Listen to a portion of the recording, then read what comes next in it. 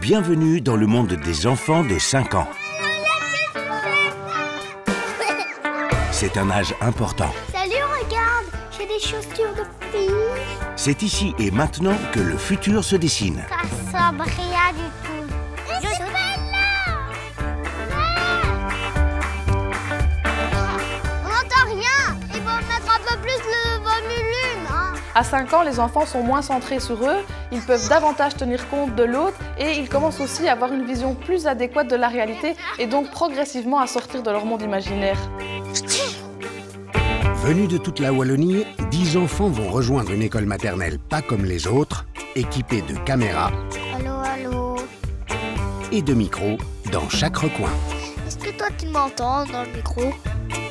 Ces enfants seront observés par une équipe d'experts en développement.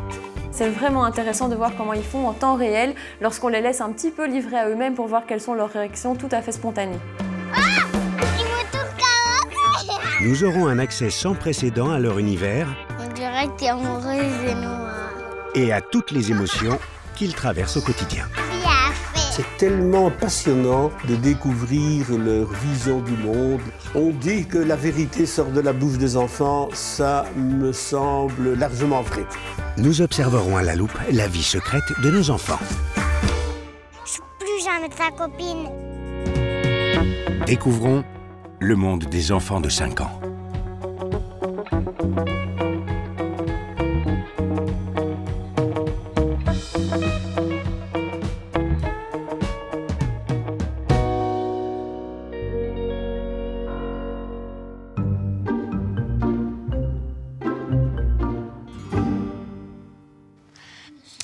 Alors, j'ai une surprise pour vous. Il y en a une de vous trois qui pourra la prendre avec à la maison jusqu'à la prochaine fois. C'est pas moi qui choisis, c'est vous qui vous arrangez. Je vous laisse faire toute seule. D'accord? Je pourrais la prendre. Ça sera... Non, mais c'est juste pour ta copine. La progression de leur intelligence est aussi une progression de leur intelligence sociale qui les mène vers une certaine conception démocratique finalement du groupe. On met la Barbie au milieu. Comme ça, on se dispute pas. Ah, mais c'est pas là le milieu. D'abord, tout le monde fait un cercle. Voilà. Un plus grand. Voilà. Toi, tu te mets là. On met le cadeau là. Non, on le met au milieu. Et tout le monde... Moi, je vais pas voir, on le met là. Comme ça, tout le monde voit. Ouais. Coucou, je suis Jasmine, j'ai 5 ans et j'aime jouer. Jasleen vit avec son papa Gourpal, 46 ans, ouvrier, sa maman Gourvinder, 36 ans, mère au foyer, et sa petite sœur Rajouk, 4 ans. Nous venons d'Inde et on parle à la maison punjabi et avec les enfants aussi. Jasleen parle bien punjabi et elle parle aussi très bien français. Ma te donner gâteau aux fleurs. Gâteau aux fleurs? Elle m'aide pour parler français et elle corrige toujours et elle donne des exemples en punjabi. Moi, j'ai fait semblant que voilà, je ne comprends pas quand elle parle punjabi. Je dis, je ne comprends pas qu'est-ce que ça veut dire. Elle traduit en français. Quand elle parle en français, je dis, je ne savais pas qu'est-ce que ça veut dire. Et à ce moment-là, elle répond en punjabi, ça veut dire ça. C'est chouette. Maintenant, elle parle beaucoup avec les gens à l'école. Elle pose beaucoup de questions et elle demande beaucoup de choses. Jasleen, elle est plutôt sociale. Ouais. Elle est assez ouverte et souriante. Elle a beaucoup d'énergie.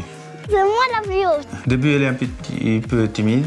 Et puis après, c'est parti, quoi. C'est moi qui fais piche-pote. Piche-pote les carottes. Pourquoi tu dis pas les fleurs? Ok. J'ai une fleur dans mon jardin. Avoir recours à cette notion de piche-pote, c'est représentatif de quelque chose d'arbitraire. On va essayer de laisser décider le hasard. Maintenant, la difficulté, c'est que la personne qui est en train de faire ce piche-pote, en fait, c'est pas du tout arbitraire parce que c'est elle qui peut plus ou moins arranger la réalité pour que ça s'arrête là où ça l'arrange. Non. 1, 2, 3, c'est déjà pas toi. C'est pas toi. Non. Je peux l'apprendre. Non. Ce qui est vraiment impressionnant, c'est de voir avec quelle facilité ces petites filles vont élaborer différentes stratégies. Donc ça implique vraiment une flexibilité cognitive, donc de pouvoir proposer une solution, ça ne marche pas, j'en trouve une deuxième, et elles arrivent vraiment à proposer d'autres solutions. Celui qui a réussi à mettre la main comme ça, a gagné, il pourra avoir la Barbie. Celui qui a mis comme ça, ne pourra pas avoir. Ah oui, on va faire ça. Non, celui-là... Oh, zut! Non, on recommence. Parce que t'as fait trop fort, on fait pas très fort. Ce qui est intéressant dans les 3 jeunes filles ici, c'est qu'elles arrivent quand même à accepter de recommencer. Si on a une qui n'a pas bien compris la règle ou qui l'a pas bien appliquée, on recommence. Et donc elles sont assez flexibles et bonnes joueuses. Au bord de l'eau, il est si beau, il est si beau. Un petit canard au bord de l'eau, il est si beau. Ah, voilà! Qui c'est qui a gagné? Moi. C'est toi qui pars avec aujourd'hui. Merci, Lunéa. Ici, Eve, Lunéa et Jacelyne ont réussi à prendre une décision de manière collective, de manière tout à fait structurée et créative. Et finalement, ça s'est terminé dans la joie. Sushi. Coucou, je m'appelle Lunéa, j'ai 5 ans et demi et j'aime bien sushi et mes 2 frères. Lunéa vit avec son grand frère Naël, 9 ans, son petit frère Iméo, 2 ans et demi, et sa maman Elodie, 33 ans, mère au foyer. Lunéa, je pense qu'elle est assez sociable. Je pense qu'elle va aller facilement vers les autres enfants, sans problème, se faire tout de suite des amis. Il n'y a pas de souci avec ça. Merci, maman. Et toi, Loulou? Qu'est-ce que tu es en train de me raconter? Avec les enfants, on vient souvent voir Mima. Ils adorent, il y a plein d'espaces, plein de jeux. Loulou, pour moi, c'est la seule fille de mes petits-enfants. Et donc, c'est ma petite princesse, c'est la petite gâtée. Quand elle vient chez Mima, elle veut dormir avec Mima. Elle est très câline. Iméo, tu viens manger le goûter? Non. Tu veux pas boire du jus d'orange? Non. Manger une coke, non? Mon petit frère, il fait tout le temps le bazar. Je veux pas jouer avec lui et donc il me griffe. Lunéa avec ses frères, c'est compliqué. En fait, elle est au milieu, du coup, elle joue avec le grand, elle joue avec le petit, et elle ne sait pas trop où se situer parfois. Lunéa est conciliante et manipulatrice. Elle va faire sa princesse et demander « Oh, va me chercher ci, va me chercher ça ». Et à côté de ça, elle va faire la même chose si on lui demande. Mais elle manipule les deux. Elle a les deux dans la poche quand elle veut. En ce début d'après-midi, les enfants vont pouvoir profiter librement du jardin.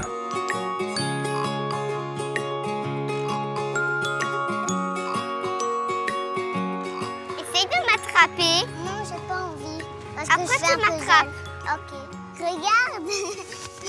J'ai peur que quelqu'un m'attrape. Ah!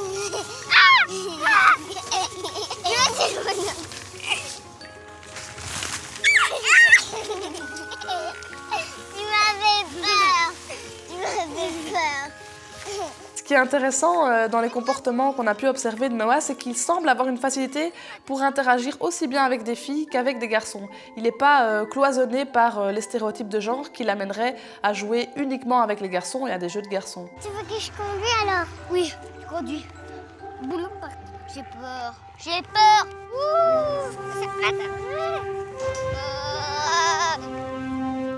Noah n'était pas sociable du tout avant. Il avait du mal à aller vers les autres enfants, il avait peur. Mais on va dire depuis ses 3 ans et demi, il s'est affranchi vraiment. Noah a commencé vraiment à aller vers les autres enfants. Et maintenant, c'est devenu un garçon vraiment plus que sociable. C'est vraiment tout le monde est son ami. Bonjour, je m'appelle Noah, j'ai 5 ans et je suis un super-héros. Noah vit avec sa maman Kate, 23 ans, mère au foyer, sa petite sœur Kélia, 7 mois, son papa Sébastien, 29 ans, en recherche d'emploi, et son autre sœur Emma, 2 ans. T'aimes bien jouer aux jeux vidéo avec ton papa? Tu joues à quoi comme jeu? C'est quoi votre préféré? Mario Kart. C'est difficile, là. Tu dois appuyer sur 2.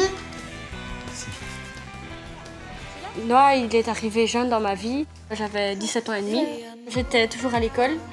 Et sous pilule, Noah est arrivé. J'ai fait une grossesse. J'ai su qu'à 7 mois de grossesse que j'étais enceinte. Donc voilà. On va dire qu'il m'a fait passer de l'étape adolescente à l'étape de femme. Et tu sais à quoi ça sert une maman? Oui, pour faire des bébés. Et un papa, ça sert à quoi? À s'occuper des bébés.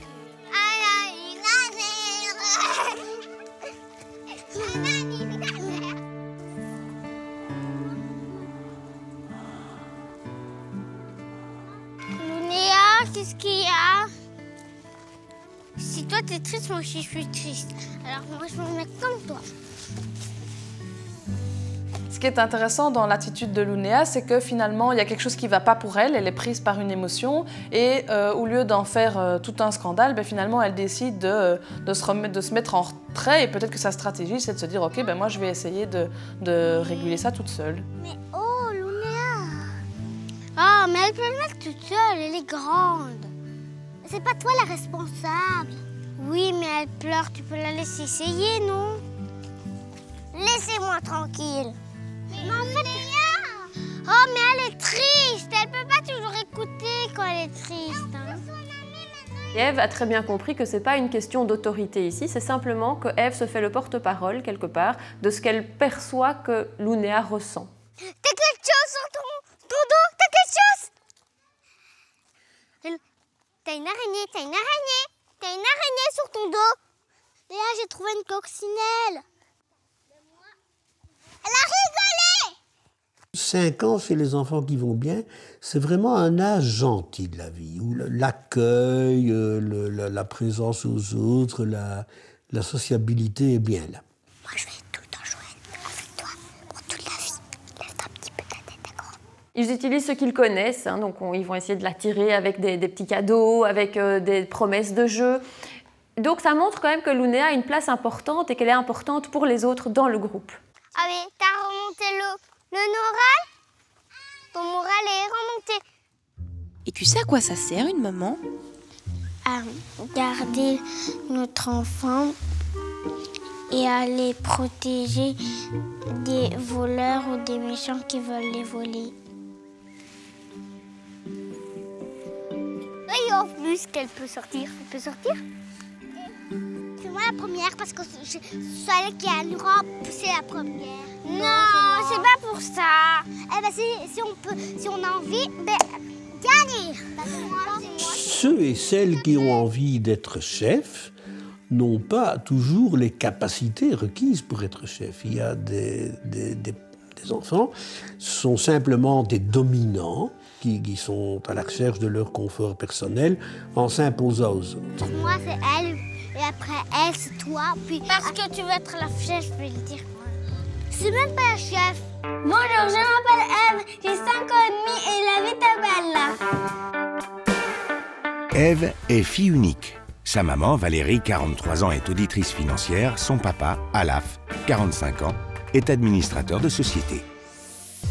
Au quotidien, Ève est une petite fille toujours de bonne humeur. Elle passe sa journée à chanter, à danser et à s'amuser. On écrit sur le nom de ce qu'on aime. Ève a un caractère jovial et bien trempé malgré tout.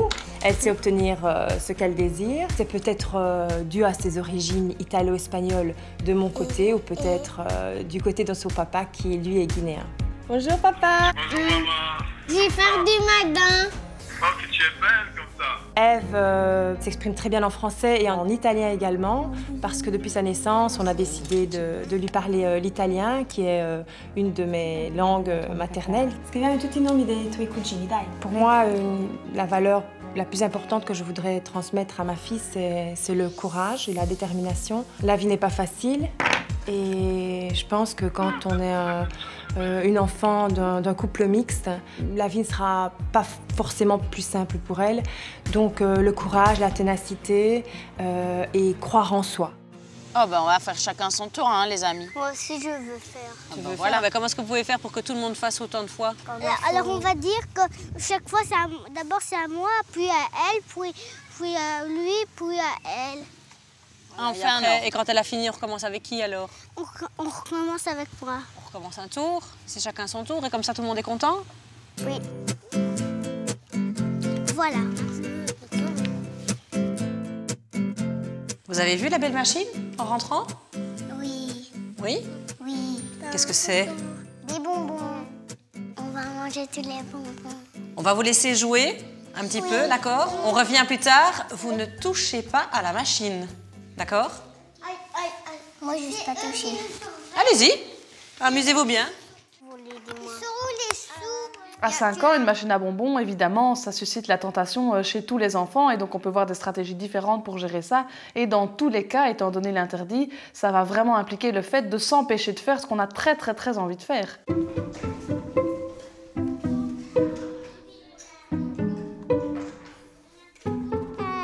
sais pas ouvrir parce qu'il y a la machine. On a dit qu'on peut pas toucher à la machine. Il y a des bonbons dehors? Non.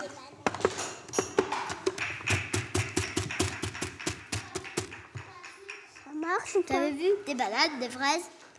Ça c'est quoi?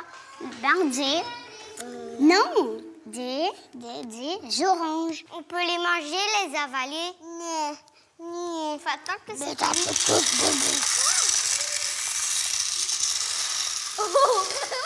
On peut voir le cerveau comme une machine à faire des prédictions. Et quand il y a une grosse surprise, là, il y a un message d'erreur qui va se propager dans le cerveau et il va falloir réagir à ce message d'erreur. Et là, chacun va avoir des stratégies différentes. On peut voir un enfant qui va être dans la réaction immédiate, qui met sa main pour bloquer les bonbons qui tombent. Là, il y a le message d'erreur s'est propagé très vite. C'est qu'on avait fait! Mais comment ça a fait ça? Qu'on avait fait! Elle a tout fait mais j'ai rien fait. Cette petite fille a un comportement à la fois plus efficace et plus responsable par rapport à la chute des bonbons. C'est pas nous, hein. C'est juste elle a appuyé très fort. Venez tout de suite. Ah, les bonbons sont renversés par une terroriste de boîte à bonbons. Allez, madame. Les autres sont plus émus par l'accident qu'on pourrait leur reprocher, qui pourrait fâcher l'adulte, mais aussi par l'aubaine. Leur réaction, ça va être d'aller manger les bonbons. C'est un peu plus primaire, mais enfin voilà, ce sont encore des jeunes enfants. Harry, qu'est-ce qui s'est passé? Nous on jouait et les autres ils ont joué avec la machine et moi j'avais entendu chut et puis j'ai regardé puis j'ai vu qu'il avait plein de chics partout. Il y avait Diego qui faisait comme ça, puis tous les bonbons sont sortis et alors après il faisait comme ça. Mais c'est pas moi, ça a fait tout seul. C'est moi, quand j'avais tourné, en fait, tout le monde était autour, et puis j'ai voulu tourner, et puis tout est sorti. Les enfants accusent Diego à tort, et on voit que Diego n'est vraiment pas à l'aise par rapport à ça. Et face à cela, l'attitude de Lunéa est très chouette. Elle reconnaît que c'est elle qui a manipulé la machine à bonbons, et que donc c'est à cause d'elle que tout est par terre. Et donc c'est probablement une première forme du sentiment de justice.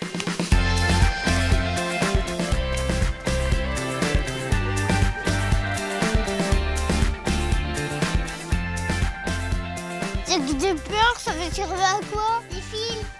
Oh non! On va encore pour les filles, c'est pas vrai. Est-ce que vous savez ce que c'est?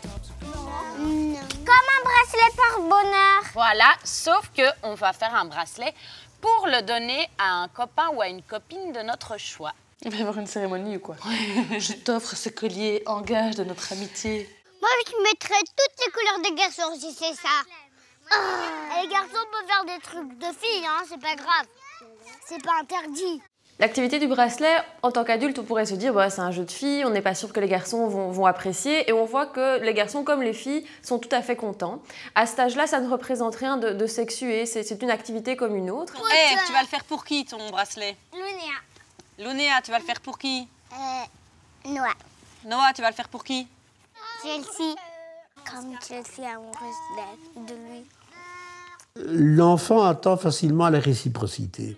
Donc, avant de parler de jalousie, je dirais qu'il y a une immaturité de l'analyse intellectuelle qui est à l'œuvre dans le comportement de ces petites filles. Ce qui est intéressant, c'est qu'elle ne garde pas sa souffrance pour elle, mais elle va le dire au petit garçon.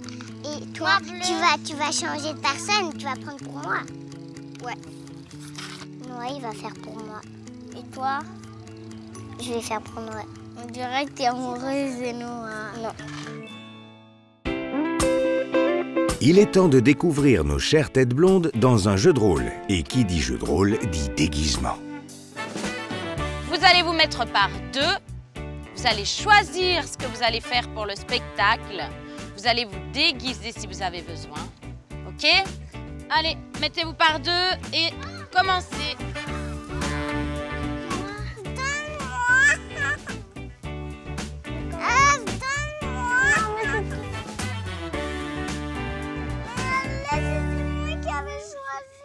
Camille et Ève convoitent le même déguisement et finalement c'est Ève qui parvient à l'avoir en premier. Et pour une fois, ce qui n'est pas tout à fait habituel dans les comportements de Camille, elle exprime vraiment sa tristesse.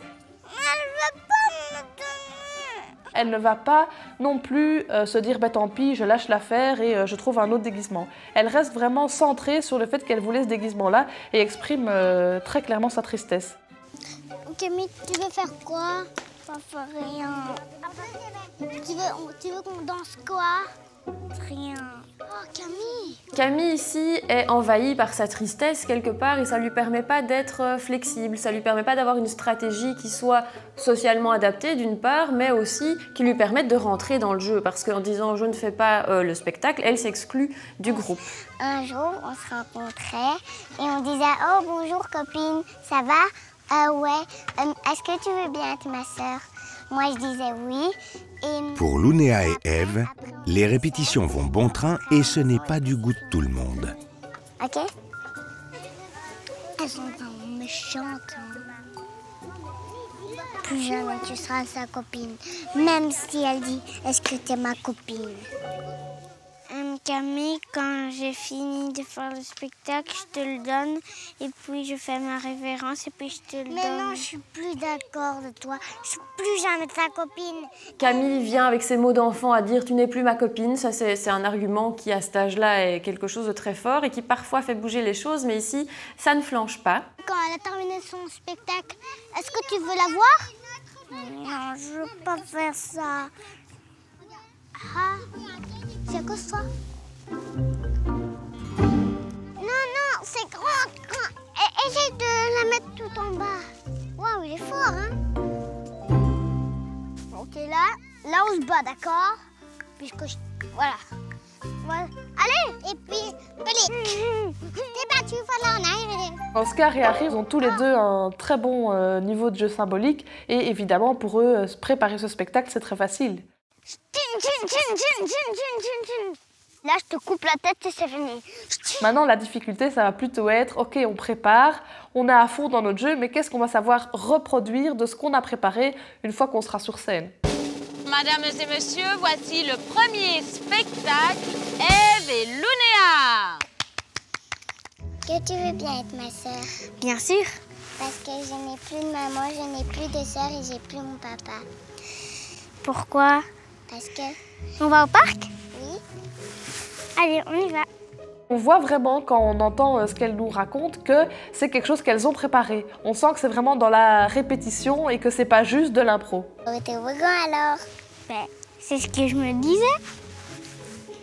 Youpi! Bravo! Et qu'est-ce que t'aimes faire, toi, le plus au monde, oui? Danser et chanter et faire du théâtre. On va au parc.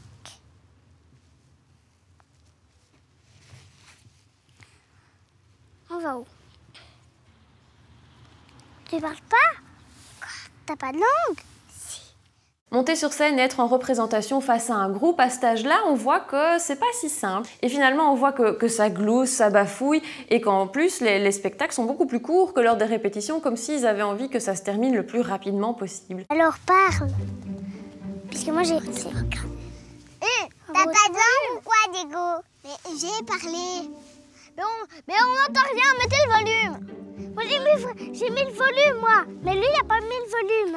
À 5 ans, on peut déjà plus parler du stress. C'est davantage la peur d'échouer une tâche, la peur de rater, la peur d'être déconsidéré, la peur de passer pour un incompétent, la peur d'être malmené par le jugement des autres. C'est plus ça le stress.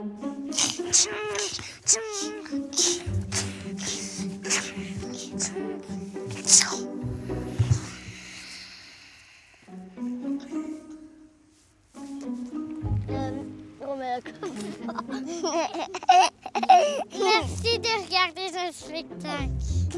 Quand on reçoit la consigne de créer une histoire à 5 ans, il faut utiliser son imagination, il faut se projeter en train de faire cette histoire. Il faut la garder en mémoire pour plus tard, histoire de refaire la même chose. Et donc c'est un exercice qui n'est pas simple, mais qui est intéressant pour que l'enfant puisse apprendre à gérer tous ces aspects-là dans sa vie future. Et dis-moi Noah, t'as une amoureuse toi? Maman. Alors attention, c'est une surprise, d'accord?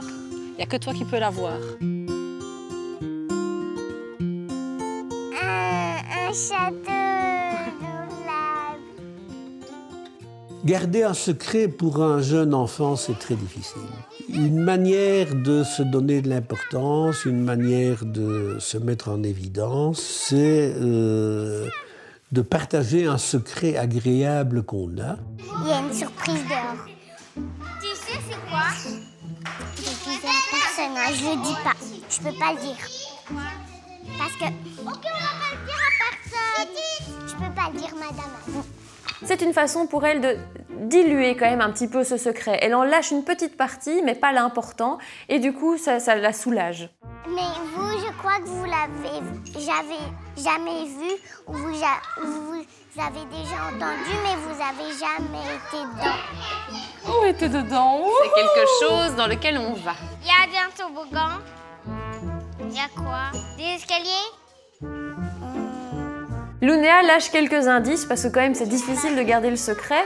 Et Ève, elle a des bonnes capacités déductives, elle arrive à déduire une réponse qui est tout à fait plausible. Ouais, moi je sais c'est quoi, mais je veux pas dire. C'est quoi?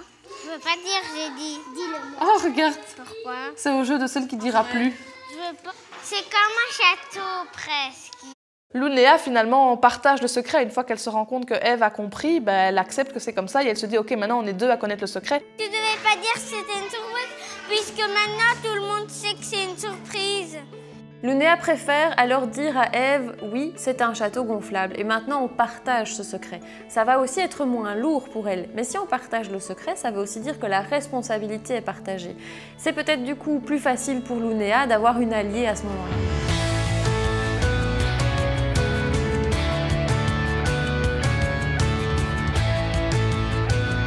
Au terme de cette expérience, on a appris plein de choses. On a vu qu'à 4 ans, il y avait plein de compétences qui étaient déjà en construction et qui continuent à s'affirmer, à s'affiner à 5 ans.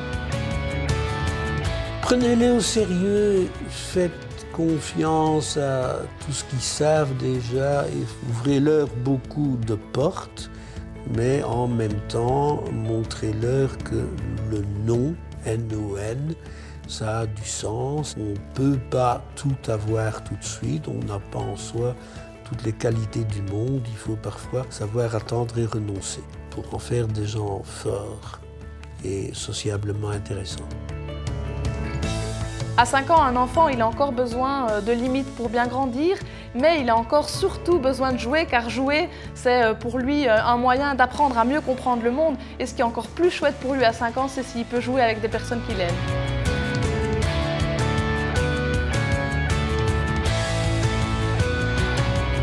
À revoir sur rtbf.be/ovio.